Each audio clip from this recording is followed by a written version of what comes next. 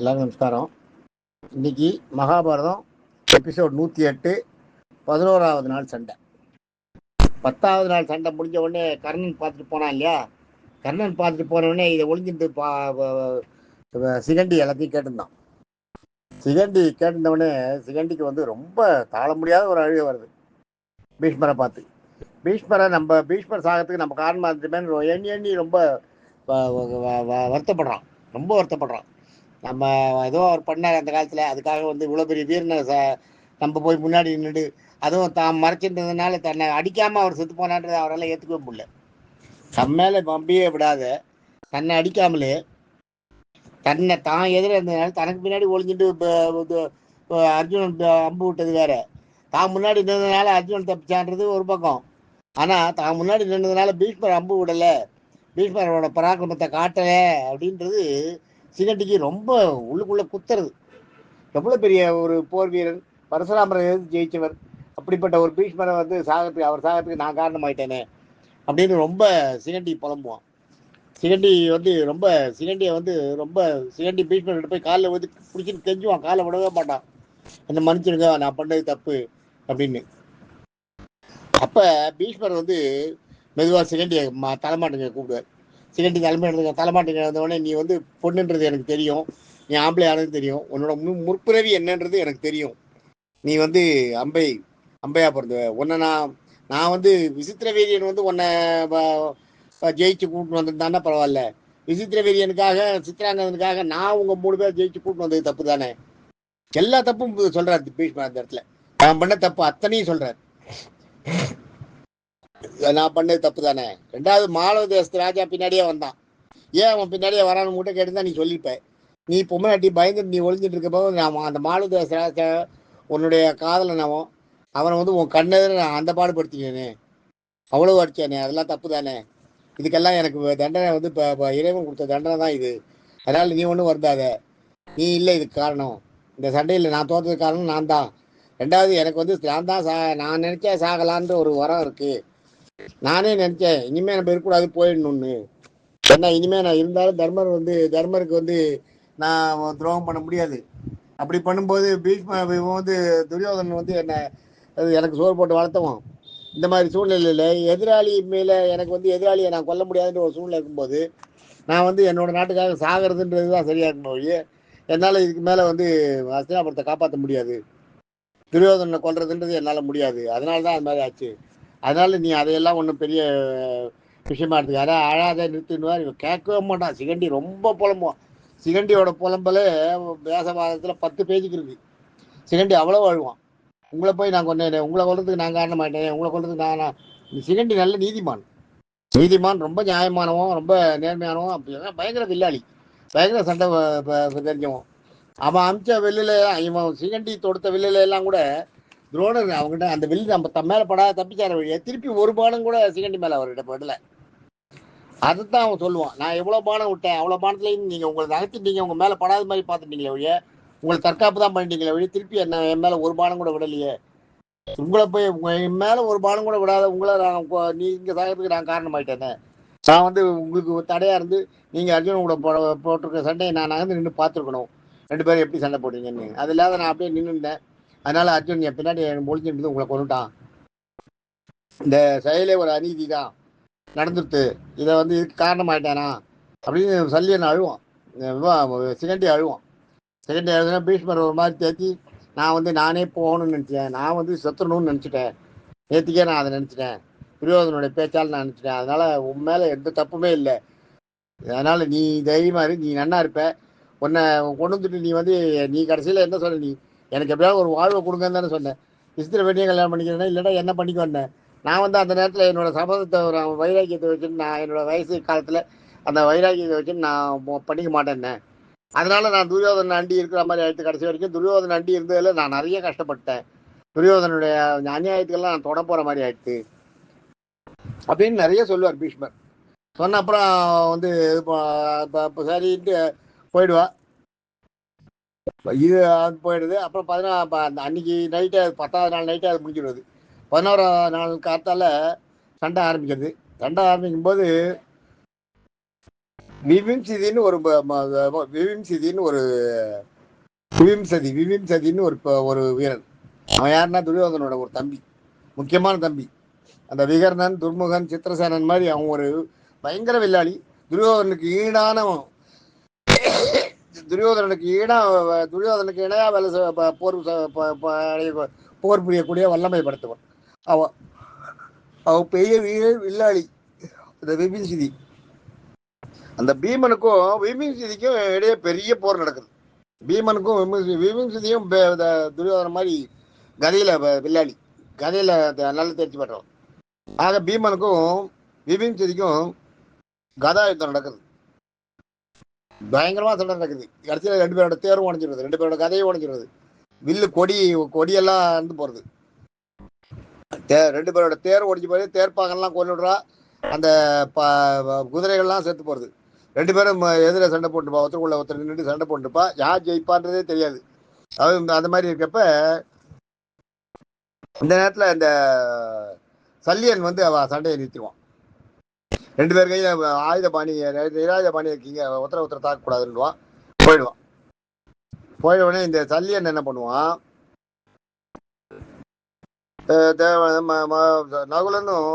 சல்லியன் வந்து மறுபடியும் இன்னொரு தேர்ல இருந்து நகுலங்கிட்ட போவான். நகுலங்கிட்ட போய் சிரிச்சுட்டே சண்டை போடுவான். நகுலங்கிட்ட சிரிச்சுட்டே சண்டை போட்டு நகுலனை வந்து ரொம்ப அப்படியே உடம்பெல்லாம் ரத்த விளாராக்கி விடுவான். நகுலனை இம்சை பண்ணுவான், சித்திரவதை பண்ணுவான் சல்லியன். இதை பார்த்த உடனே நகுலனுக்கு எங்க இருந்தோ ஒரு ஆவேசம் வரும். தன்னுடைய திறமை எல்லாத்தையும் ஒன்னா சேர்த்து பயங்கரமா சண்டை போடுவான். சண்டை போட்டு நகுலனோட அந்த சல்லியனோட தேர்கொடியெல்லாம் அறுத்துருவான். சல்லியனோட தேர்கொடி, தேர்ப்பாகன், அந்த இது எல்லாத்தையும் அறுத்துருவான். அதை பார்த்து சல்லியன் வந்து அப்படியே பிரமிச்சு போய் நிற்பான். தன்னுடைய மருமகன் தானே, அவனோட மாமா தானே சல்லியன். தன்னுடைய தங்க பிள்ளைகள் இவ்வளவு ரெண்டா சண்டை போடுறது, எப்படி இங்க இவ்வளவு வேலை நகுலன் அந்த அளவுக்கு சண்டை போடுறதை அவன் அன்னைக்கு தான் பாக்குறான். பார்த்து ரொம்ப மெய் செலுத்து போறான் அப்படியே. அதுக்கப்புறம் நகுலனை விட்டுறான். நகுலன் போயிடுறான், வந்துட்டு போயிடுறான். அது சாகடிக்கல யாரையும். இதுக்கு நடுவில் கிருபாச்சாரியருக்கும் திருஷ்டகேதுக்கும் முதல்ல சண்டை பாருங்க. அந்த திருஷ்டகேதுக்கும் நடந்த சண்டை பெரிய சண்டை கிருபாச்சாரியருக்கும் திருஷ்டகேதுக்கும் நடக்குது. திருஷ்டகேது கிருபாச்சாரியர் வந்து அடிச்சு உடைச்சு அவனோட இதெல்லாம் உடைச்சு அவனை உடம்ப ரத்த விழாக்கிட்டு கை காலெல்லாம் புண்ணாக்கிட்டு அவனை ஓட விடுறாரு. அவன் ஓடிடுறான் பயந்துட்டு. அந்த மாதிரி விராடனுக்கும் கர்ணனுக்கும் போர் நடக்கிறது. விராடன் வந்து கர்ணன் அடிக்கிறான். கர்ணன் வந்து பார்த்துட்டே இருக்கான். கடைசியில் விராடனை வந்து கர்ணன் வந்து சுத்து போட்டு அடிப்பான் பாருங்க. கர்ணனோட கணைகளை விராடனால தாங்க முடியாது. விராடன் அடித்த கணைகளை எல்லாம் கர்ணன் தடுத்துட்டே இருப்பான். ஒரு லெவலுக்கு அப்புறம் கர்ணன் ஒரு 4 வம்பு விடுவான் பாருங்க. அதுலேயே விராடன் தோத்து போயிடுவான். விராடன் வந்து ஒதுங்கி போயிடுவான். இவங்கிட்ட நகுலன் கிட்ட சண்டை போட்ட சல்லியன் என்ன பண்ணுவான், அப்படியே தேர திருப்பி வந்து அபிமன்யு கிட்ட வருவான். அபிமன்யுவை ஏற்கனவே பௌரவர்னு ஒருத்தன், அவனும் இவனோட புள்ள, துரியோதனோட புள்ள பௌரவர்னு ஒருத்தன். அவன் ஒருத்தன் கிருதவர்மா தான் உங்களுக்கு சொன்னேன் நான், இவனோட நாராயணி படையோட சேனாதிபதி. அவன் ஜெயத்ரதன் தான் உச்சலைன்னு துரியோதனோட பொண்ணு கடைசி தங்க, அவளை கல்யாணம் பண்ணிருக்கணும். இந்த ஜெயத்ரதன் ஒரு ராஜா, அந்த ராஜா தான் அவனை கல்யாணம் பண்ணிட்டு இருக்கான். அந்த ஜெயத்ரதன் சல்லியனும் சேர்ந்துக்கிறான். இப்ப இவ 4 பேரும் இந்த அபிமன்யு எதுக்குறா. அபிமன்யு 4 பேரையும் தோத்து ஓட வைக்கிறாங்க. 4 பேரையும் சேர்த்து அடிக்கிறான். ஒரு வீரன் வந்து 4 பேர் அடிக்கிறதுன்றது எவ்வளவு பெரிய அசாத்தியமான விஷயம். அபிமன்யு அதை செய்யறான். அபிமன்யு என்ன இவன் இப்படி சண்டை போடுறான், இவன் என்ன பண்ண, சின்ன பையன், நல்ல பவர், உடம்புல பவர், நிறைய வித்தை தெரியும். அப்பாவோட வித்தை அப்படியே அவனுக்கு வந்திருக்கு, நிறைய வித்தை தெரியும். அதனால அவன் அனாவசியமா சண்டை போடுறான். அந்த மாதிரி அதை முடிச்சுட்டு அந்த சல்லியன் என்ன பண்றான், அங்க சண்டை போட்டு அவங்ககிட்ட தோத்து போயிட்டு பீமன் வரான். மறுபடியும் பீமனுக்கும் சல்லியனுக்கும் பெரிய சண்டை நடக்குது. பெரிய சண்டை, கதை சண்டை நடக்குது. கதையில சல்லியனை தோக்கடிக்க முடியுமா, இவனை பீமனை தோக்கடிக்க முடியுமா? பீமன் கிட்ட சல்லியன் தோத்து ஓடுறான். ரொம்ப நேரம் சண்டை நடக்கிறது. அவனும் வில்லாளி, பயங்கர வில்லாளி, கதை யுத்தமும் தெரிஞ்சவன் சல்லியன் பீமன் கிட்ட எவ்வளவு பண்றான். ஆனா பீமனோட பராக்கிரமத்துக்கு அவனால ஒன்றும் பண்ண முடியல, பயந்து ஓடுறான். அன்னைக்கு போரில் பாண்டவ சேனை நல்ல ஒரு ஸ்டடியா நிற்கிறது. இந்த கௌரவ சேனைக்கு வந்து கர்ணன் வந்துட்டா இனிமே நம்மள ஒன்றும் பண்ண முடியாதுன்னு நினைச்சா பத்தியா, அந்த கர்வம்லாம் கொஞ்சம் கொஞ்சமாக குறையிறது. அந்த கர்வத்தையெல்லாம் அந்த பீமன் என்ன பண்றான், அப்படியே கும்பலாக சாகடிக்கிறான் கௌரவ சேனையை. கொஞ்சம் கும்பலாக கொண்ட உடனே அவளுக்கு கொஞ்சம் கொஞ்சமா கௌரவர்களுக்கு பயம் வர ஆரம்பிக்கிறது. ஆஹா, கர்ணன் வந்துட்டான். கர்ணன் வந்து கூட ஒன்றும் பண்ண முடியலையே, இந்த பீமனை எல்லாம் ஒன்றுமே பண்ண முடியலையே. பண்றேன் இதை பார்த்த உடனே துரோணருக்கு வந்து கர்ணன் வந்து நமக்கு இல்லை, நம்ம படம் வீக் ஆகிடும் போல இருக்குன்னு தெரிஞ்சு என்ன பண்ணுறாரு துரோணர் என்ன பண்ணுறாரு, நம்ம போய் முடிஞ்ச வரைக்கும் அந்த தர்மரை தூக்கின்னு வந்துடலாம். தர்மரை தூக்கின்னு வந்துட்டு அவன் விட்டுறேன் நான் போற முடிச்சிடலாம்னு நினச்சி என்ன பண்ணுறா, தர்மரை போய் குறி வச்சுன்னு போறார் துரோணர். தர்மரை குறி வச்சுன்னு போகும்போது திருஷ்டியாதிம்னன் வந்து நடுவில் தடுக்கிறான். அடுக்கிறதுலாம் அவன்லாம் சர்வசாதாரண ஒரே அம்பு தான். துரோணருடைய ஒரே ஒரு அம்பை திருஷ்டியாதிமன் நல்லா குழஞ்சி ஓடலாம். திருஷ்டியாதிமன் அந்த மாதிரி ஒரு அம்பை விடுறாரு துரோணர். ஒரே ஒரு அம்பு தான், ஒரு அம்புலயே திருஷ்டியாதிமன் பயந்துடுறான், ஓடிடுறான். ஓடி போய் அர்ஜுன கிட்ட சொல்லிடுறான், ஐயோ துரோணரை ஒண்ணுமே பண்ண முடியல, துரோணர் இன்னைக்கு அப்படியே ருத்ர தாண்டம் ஆடுறாரு, அவரை ஒன்றும் பண்ண முடியல அப்படின்னு. அதுக்கேற்ற மாதிரி துரோணரும் பயங்கரமா அந்த படை எல்லாத்தையும் விலைக்கிட்டு யாரையும் கொல்லணும்னு இல்லை, நடுவில் மாட்டவாளை கொண்டார். ஆனா பெரிய வீரர்கள் யாரையும் கொல்லல, எல்லாரையும் ஒதுக்கிட்டு அவருக்கு அன்னைக்கு பொழுது வந்து எப்படியாவது தர்மரை பிடிச்சிடணும்னு நினைக்கிறார். தர்மரை பிடிச்சிடணுன்றதுக்காக போறாரு தர்மர்கிட்ட. மெதுவா அப்படியே கிட்ட போறார். கிட்ட போகும்போது தர்மர் கிட்ட போகும்போது இவன் போய் திருஷ்டியாதிமன் தப்பிச்சு ஓடினானே, இவன் போய் அர்ஜுனன் கிட்ட சொல்லிடுறான், இன்னைக்கு யுதிஷ்டன் அவ்வளவுதான், யுதிஷ்டனை பிடிச்சிடாவா ஒண்ணும் பண்ண முடியாது. அது மாதிரி துரோணர் வந்து யுதிஷ்டனை பிடிச்சி பிடிச்சிருந்தார். பிடிச்சி அவனை கொண்டு போறார் துரியோதனன் கிட்ட. கொண்டு போகும்போது அர்ஜுனன் குறுக்க வந்துடும். அர்ஜுனன் குறுக்க வந்து அர்ஜுனன் ஒரு சண்டை பண்ணுவான் பாருங்க, அவரோட சண்டையை துரோணர் வந்து ஒண்ணுமே பண்ண முடியல அவரால். அப்படியே பானங்களை விட்டு மேல மூடிடுவான், வானத்தையே மூடி இருட்டாக்கிடுவான்.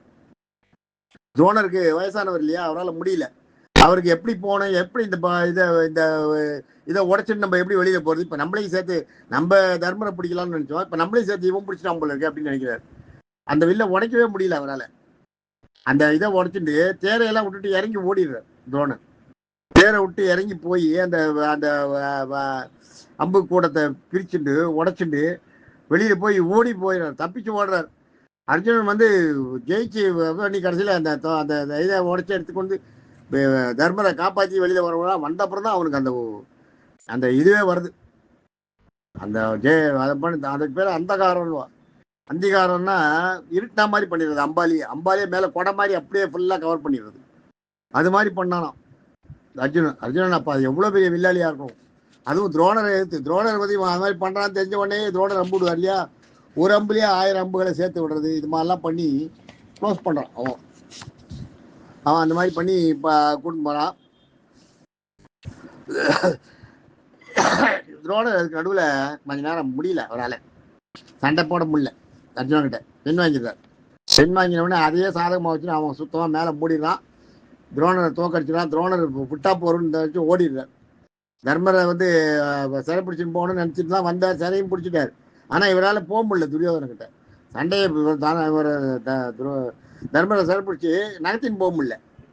அங்கே வந்து அர்ஜுனன் வந்து தடுத்து தர்மரை மீட்டுறான். தர்மரை மறுபடியும் கொண்டு போயிடறான். கௌரவ சேனை இவ 2 பேருக்கு சண்டை நடந்ததை பார்த்தோட பயந்து நடுக்கிறது. கௌரவ சேனை பாண்டவ சேனை சும்மா கம்பீரமா நிற்கிறது, ஏற்று நிற்கிறது. துரோணர் வந்து இந்த மாதிரி ஆயிடுது. அர்ஜுனனை சமாளிக்க முடியல. சண்டை அர்ஜுனன் வந்து துரோணரை துரத்துறாரு. துரத்தும் போது கரெக்டா அந்தி பொழுது ஆயிடுது. போற நிறுத்தின உடனே அர்ஜுனன் வந்து துரோணர் காலில் விழுந்து என்னை மன்னிச்சிருங்க, நீங்க எங்க அண்ணனை வந்து ஆச்சாரியன் இல்லையா, எங்க அண்ணனை வந்து நீங்க அரெஸ்ட் பண்ணி கொண்டு போனதுனால என்னால பொறுக்க முடியல, அதனால நான் உங்ககிட்ட இவ்வளவு பெரிய யுத்தம் பண்ற மாதிரி ஆயிடுச்சு, மன்னிச்சிருங்க. இதை கிருஷ்ணன் பார்த்துட்டே இருப்பார். கிருஷ்ணன் பார்த்துட்டு வந்து கண்ணா பின்னா திட்டுவார் அர்ஜுனனை. நீ ஏன் அதுக்கு மன்னிப்பு கேட்குற, நீ உங்க தப்பு இல்லையா, உங்க அண்ணனை காப்பாற்ற வேண்டியது உங்க கடமை இல்லையா, உன்னோட அரசனை காப்பாற்றி கொண்டு வர வேண்டியது உங்க கடமை இல்லையா, உங்க அண்ணன் விடு, உங்க நாட்டு அரசன் இல்லை, அந்த அரசனை காப்பாற்ற வேண்டிய கடமையை தான் நீ செஞ்ச. இந்த இடத்துல உனக்கு ஆச்சாரியனா கடமை தான் முக்கியம். அந்த கடமையை நீ செய்தான் முதல்ல உனக்கு பகவத்கீதையில் நான் சொன்னதே அதான், உன் கடமையை நீ செய். என்ன நடக்குமோ அதை நான் பண்ணிட்டு இருக்கேன், நான் தான் எல்லாத்துக்கும் காரணம். எந்த பழி பாவமும் என்னை வந்து சேரட்டும், உனக்கு ஒன்றும் இல்லை, உனக்கு ஒன்றும் சேராது. நீ எப்படி அவங்ககிட்ட போய் மன்னிப்பெல்லாம் கேட்குற துரோணர்கிட்ட. துரோணர் வந்து தோத்து போயிட்டு அவர் போகும்போது இப்போ அர்ஜுனன் வந்து மன்னிப்பு கேட்ட உடனே துரோணருக்கு வந்து ஐயோ இந்த மாதிரி நம்ம சிஷ்யர்கள் இருக்கா, இவ்வளோ நல்ல சிஷ்யர்களை நம்ம அடிக்கிற மாதிரி இருக்கேன்னு வேதனைப்படுறாரு. அவர் வேதனைப்பட்டு போறார். போன உடனே அங்கே துரியோதனம் பார்த்தான். துரியோதனம் பார்த்துட்டு வாங்க துரோணரே, வாங்க, நீங்க என்ன பண்ணுவீங்கன்னு எனக்கு தெரியும், உங்களால தர்மரை பிடிக்க முடியுது, ஆனா அதுக்கு ஒரு கேப்பை கொடுத்தீங்க, ஒரு நடுவில் உங்களால முடியாத மாதிரி ஒரு நடிச்சு ஒரு சோர்ந்து ஒரு பின்வாங்கி கொஞ்சம் கேப்பு கொடுத்து அர்ஜுனன் குறுக்க வரா மாதிரி பண்ணிட்டீங்க. அர்ஜுனன் குறுக்க வந்து அவன் வந்து அவன் வந்து தர்மரை காப்பாத்திட்டான். இதை நீங்க தர்மரை அரெஸ்ட் பண்ண அதே வேகத்துல என்கிட்ட வந்திருந்தீங்கன்னா தர்மரை என்கிட்ட வந்திருப்பார். நான் சண்டை களத்தை விட்டு வெளியில அரெஸ்ட் பண்ணி கூட்டு போயிருப்பேன், எல்லாருக்கும் தெரிஞ்சிருக்கும். ஆனா நீங்க அதுக்கு சான்ஸே கொடுக்கல. தர்மரை அரெஸ்ட் பண்ணி இங்கே கொண்டு வரும்போதே நீங்கள் மெதுவாக வந்துட்டு ஒரு கொஞ்சம் இழைப்பாக இருந்ததுனால அந்த இடத்துல அர்ஜுனன் வந்து தடுத்துட்டான். அர்ஜுனன் வந்து சண்டை போட்டான். எனக்கு என்னமோ நீங்கள் போட்ட சண்டையில் வந்து எனக்கு அவ்வளவு நம்பிக்கையில் திருப்தி இல்லை. நீங்கள் வந்து வேணும்னே தர்மரை விட்டீங்கன்னு தான் நான் நினைக்கிறேன். உங்களுக்கு வந்து என்ன இருந்தாலும் பாண்டவர்களோட மேலே உங்களுக்கு இது ஜாஸ்தி, அன்பு ஜாஸ்தி. அதனால நீங்கள் வந்து எனக்கு இப்போ என்னுடைய சேனாபதியாக இருந்தால் கூட நான் வந்து இதை பண்ணது தப்பு. நான் வந்து என்னுடைய சேனாபதியாக இருந்தால் கூட நீங்கள் வந்து அர்ஜுன் மேலே ரொம்ப பாசம் இருக்கிறதுனால நீங்கள் அது மாதிரி பண்ணிட்டீங்க, அதை என்னால் ஏற்றுக்க முடியலன்னு. இவன் தலையில் நல்ல அடிச்சு துரோணர். நான் எவ்வளோ கஷ்டப்பட்டு இன்னைக்கு பூரா நான் வந்து என்ன அன்னைக்கு துரோணரோட சண்டை வந்து ரொம்ப வித்தியாசமாக இருந்தது, ரொம்ப பராக்கிரமத்தோடு இருந்தது துரோணரோட சண்டை. பொழுது பூரா அவர் போட்ட சண்டையெல்லாம் விட்டான். கடைசியில் வந்து தர்மரை அரெஸ்ட் பண்ணிட்டு வரலங்கிறத மட்டும் அவனுக்கு குத்திடுது. அவர் சொல்லுவார் தர்மர், துரோணர் சொல்லுவார், சே நீ எல்லாம் ஒரு ராஜாவா, உனக்கு போய் நான் சண்டை போடுற மாதிரி ஆயிடுத்து. நீ வந்து நான் இன்னைக்கு பொழுது பூரா நான் எவ்வளோ சண்டை போட்டிருக்கேன், என் வயசு என்ன, நான் எவ்வளோ சண்டை போட்டிருக்கேன், இந்த சண்டையெல்லாம் நீ பார்க்கலையா, நான் போட்ட சண்டையெல்லாம் நீ கவனிக்கலையா, இன்னைக்கு பூரா என்னோட சண்டை எப்படி இருந்தது, என்னோட ஃபர்ஸ்ட் ஹாஃப்ல என்னோட சண்டை எப்படி இருந்தது, செகண்ட் ஹாஃப்ல நான் தர்மரை அரெஸ்ட் பண்ணிட்டேன், கொண்டு வரும்போது என்னோட ஏஜ் என்னால முடியலன்றதெல்லாம் இருக்கு இல்லையா, முடியலன்றது ஒன்று இருக்கு இல்லையா, அதையே நீ யோசிக்கல. நீ யோசிக்காத நான் கேப் கொடுத்தேன், அர்ஜுனனை வர வச்சுட்டேன். முதலே என்ன துஷ்யத்யும்னன் வந்து தடுத்தான், அவனை நான் அடித்தேன். அவன் போய் அர்ஜுனன் கிட்ட சொல்லிட்டான், அர்ஜுனன் வந்துட்டான். நான் இதில் எந்த இடத்துல நான் தப்பு பண்ணேன், என்னை வந்து நீ குறை சொல்கிறேன்னு அர்ஜுனன்கிட்ட துரியோதனன்கிட்ட சொல்லுவார். துரியோதனன் இல்லை இல்லை நீங்கள் வேணும்னு தான் விட்டு கொடுத்துட்டீங்க, விட்டு கொடுத்து தான் நீங்கள் வந்து தர்மரை காப்பாற்றிட்டீங்க, இல்லாட்டா இன்னைக்கு போர் முடிஞ்சிருக்கும் அப்படின்னு கண்டபடி திட்டுவான் துரோணரை. துரோணரை திட்ட உடனே துரோணர் தலையில் அடிச்சுட்டு ரொம்ப ஒரு மாதிரி ஆகி வெக்ஸ் ஆகி, சே இந்த மாதிரி ஒரு சண்டை நம்ம போடணுமா, இது மாதிரி ஒரு ஆளுக்கு நம்ம வந்து சப்போர்ட் பண்ணிட்டு சண்டையும் போட்டு இவனுக்கு நீங்கள் என்னதான் நீ பழைய சேவ் பண்ணி கொடுத்தாலும் அதுக்கு நடுவில் கர்ணனை வேற புகழ்வான். இதே கர்ணனாக இருந்தால் அது மாதிரி பண்ணியிருக்க மாட்டான். கர்ணனாக இருந்தால் தர்மரை அரெஸ்ட் பண்ணதை அப்படியே கொண்டு இருப்பான். கர்ணனை விட்டு நான் உங்ககிட்ட சொன்னது தப்பாக போச்சு, இதே கர்ணன் அங்கே இருந்தாலும் விட்டுருக்க மாட்டான் அப்படின்னு. அதை சொன்ன உடனே துரோணருக்கு இன்னும் ஆத்திரமாகும். துரோணர் கொஞ்சம் ஜாதி வரியெல்லாம் உண்டு இல்லையா, அந்த சாந்தான அவரோட பொண்ணு ஒன்று சொன்னேன் இல்லையா முதல்லையே, இவனை கல்யாணம் பண்ணிட்டு போயிட்டு அம்பட்டனை கல்யாணம் பண்ணி போயிட்டுன்னு, அதில் வந்து அவனுக்கு ரொம்ப ரொம்ப துரோணர் மேலே நல்ல அபிப்பிராயம் கிடையாது. அந்த துரியோதனன் தான் காப்பாற்றினா, அதில் சப்போர்ட் பண்ணான் எல்லாம் வேற. ஆனால் கூட இவர் வந்து ஒரு ஜாதி வெறி பிடிச்சவர்ன்றது அந்த எண்ணம் இருந்தது. அதனால நீங்கள் வந்து உங்களோட வெறியினால நீங்கள் வந்து கர்ணனை கிட்ட சேர்க்கல. கர்ணன் போயிருந்தானா கர்ணன் அடிச்சிருப்பான், கர்ணன் நீங்கள் கூட்டு போயிருக்கலாமே துணைக்கு. இன்னும் திருப்பி திருப்பி சொல்லுவான், திருப்பி திருப்பி அதே சொன்னோடனே துரோணருக்கு ரொம்ப வெறுப்பாயிடும், அருவறுப்பாயிடும். அவன் மூஞ்சியை பார்க்கறதுக்கே கூச்சப்படுவார். துரியோதனோட முகத்தை பார்க்கறதுக்கே அருவறுப்பா இருக்கும் இவர். அந்த மாதிரி அவன் பண்ணுவான். இவருக்கு வந்து நம்ம இனிமே நம்ம இவனுக்கு சப்போர்ட் பண்ணி இவனுக்கு சண்டை போடணுமா, இவனுக்கு சண்டை போட்டு என்னதான் இவனுக்கு சண்டையை வாங்கி கொடுத்தா கூட இவன் என்ன சொல்ல போறான், இவன் கடைசியில் கர்ணனை தான் பாராட்ட போறான். இவனுக்கு எதுக்கு நம்ம ஜெயிச்சு கொடுக்கணும், நம்ம இப்படி ஒரு சண்டை போட்டு நம்ம சிஷ்யர்களையே நம்ம அடிச்சு காப்பாற்றி இவனுக்கு ஜெயிச்சு கொடுக்கணுமா அப்படின்னு ஒரு நிமிஷம் நினைக்கிறேன். எல்லார் மனசுலையும் அந்த எண்ணம் வரணும், அந்த எண்ணம் வந்து தான் அவளை சாகணும். அந்த மாதிரி ஒரு விதி இருக்கு, அது நடக்கிறது கரெக்டா. இவளுக்கு மனசுல தோண்டினவொடனே பெரிய பெரிய ஆச்சாரியன் இல்லையா, நிறைய வேதங்கள் படிச்சுவா, பிராமணன் இல்லையா, இந்த பிராமணன் வேதங்கள் படிச்ச உடனே அவருக்கு வந்து அந்த இது வந்துடுறது, அந்த ஒரு நியாய நீதி வந்துடுறது. நீதி வந்த உடனே நம்ம இனிமே உயிரோடு இருந்து என்ன, நம்ம என்ன ஜெயிச்சு கொடுத்தா என்ன புண்ணியம், இவன் நம்மள ஒன்றும் சொல்ல போறது இல்லை, திருப்பி திருப்பி கர்ணனால் தான் ஜெயிச்சா என்ன போறான், இவனுக்கு நம்ம எதுக்காக ஜெயிச்சு கொடுத்து நம்ம படையில இருந்து சண்டை போடணும், பீஷ்மரே போயிட்டார், நம்ம மட்டும் எதுக்கு உயிரோட இருக்கணும்னு நினைச்சிடுவார். அந்த இடத்துல நினைச்ச உடனே இவருக்கு வந்து காலம் வந்துருச்சுன்னு அர்த்தம். இவர் அது மாதிரி நினைச்சிட்டு நிறுத்திடுறார். அன்னைக்கு சண்டை முடிஞ்சு போகிறது. மறுநாள் 12வது நாள் சண்டை, மறுநாளைக்கு எல்லாம் ரெடியாகுது. நாளைக்கு கதையை பார்ப்போம். தேங்க்யூ.